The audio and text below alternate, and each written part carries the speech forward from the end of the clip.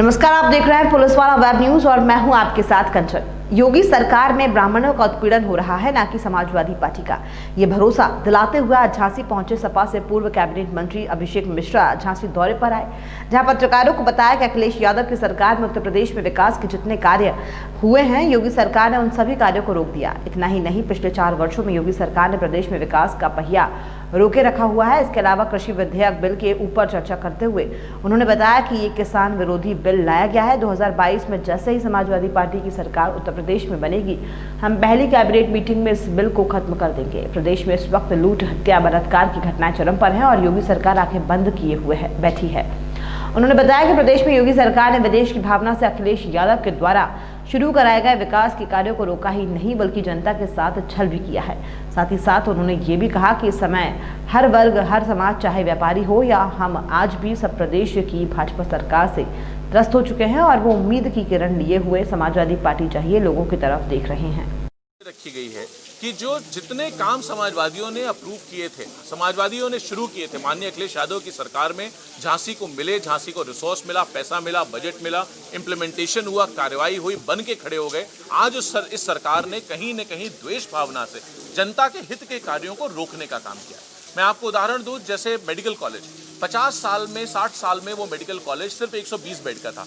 एक झटके में समाजवादी पार्टी ने, माननीय अखिलेश यादव जी ने 600 करोड़ रुपए देकर के उसको 500 बेड का अस्पताल अपग्रेड किया। लेकिन सारी फैसिलिटी, सारी एमिनिटीज जो सरकार को आगे बढ़ानी थी, बनानी थी, वो नहीं की, इन्होंने रोक दी। ये तो अच्छा है कि हम लोगों ने बना दिया था। समाजवादी पार्टी ने अगर ना बनाया होता तो आज कोविड का इलाज कहां चल रहा होता, आप मुझे बताओ। आज कोविड का जो इलाज हो रहा है, जो ट्रीटमेंट मिल रहा है, जो ऑक्सीजन की व्यवस्था है, उसी अस्पताल में है जो कि समाजवादी पार्टी की सरकार में बना। किसान बाजार है, नहीं पूरा किया। हमने जो डैम बनाया, 900 करोड़, 1000 करोड़ रुपए का पैसे से डैम बनाया, उसको पूरा नहीं किया। हर चीज को किसी न किसी चीज पे अटका रखा है। आप क्यों अटकाते हो चीजें? जनता के हित की चीज है, जनता का काम है, उसको पूरा करिए। जिसका अगर आपको कोई लगता है कोई गलत हुआ है, आप उसके खिलाफ कार्रवाई करिए।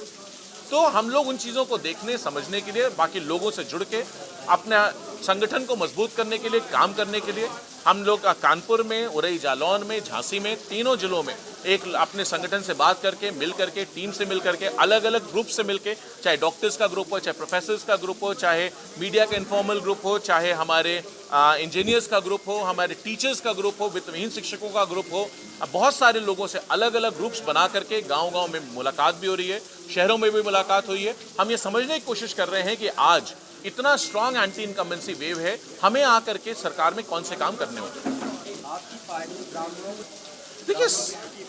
देखिए, समाजवादी पार्टी हर वर्ग की, हर धर्म की, हर समाज की, हर उसको लेकर के साथ चलती है। समाजवादी पार्टी का एक ही किताब है जिसको हम मानते हैं। दूसरी किसी किताब में जब सत्ता में होते हैं, सरकार में चलाते हैं, तो एक किताब मानते हैं, वो किताब हिंदुस्तान का संविधान है और एक ही धर्म है, वो हिंदुस्तान। इसके अलावा कुछ नहीं है। हम लोग जब कॉन्स्टिट्यूशन की शपथ लेके आदमी बैठता है तो यही सी पे काम करता है। हाँ, ये बात सच है जो आपने ब्राह्मणों का सवाल पूछा कि आज ब्राह्मण बहुत ज्यादा नाराज है इस पार्टी से। आखिर क्यों नाराज है? ये सवाल भारतीय जनता पार्टी को स्वयं से पूछना चाहिए, उनके संगठन को पूछना चाहिए और उनको जवाब देना चाहिए, सोचना चाहिए। आज अगर आपके सांसद टीवी पे बैठ करके ब्राह्मणों को गाली देंगे तो ब्राह्मण नाराज होगा।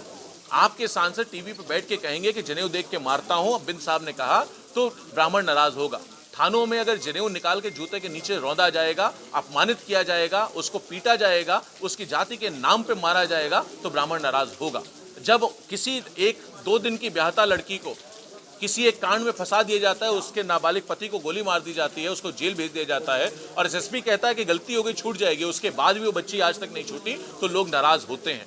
10 साल के बच्चे को, 11 साल के बच्चे को आप टेररिस्ट की तरह दोनों हाथ ऊपर करके बैठा दोगे और फोटो जानबूझ के सरकार वायरल कराएगी, तो वो निश्चित रूप से लोग नाराज होंगे। लेकिन इसी सांस में, इसी वाक्य में ये भी कहना चाहूंगा कि सिर्फ एक कोई आदमी नहीं नाराज है। इनसे नौजवान नाराज है, इनसे किसान नाराज है, इनसे बेरोजगार नाराज है, इनसे टीचर नाराज है, इनसे डॉक्टर नाराज है, इनसे पुलिस वाले नाराज है, इनसे IAS, IPS और PCS के अफसर नाराज है, क्योंकि इन्होंने किसी का काम नहीं किया। पूरी तरीके से गवर्नेंस को तोड़ दिया है।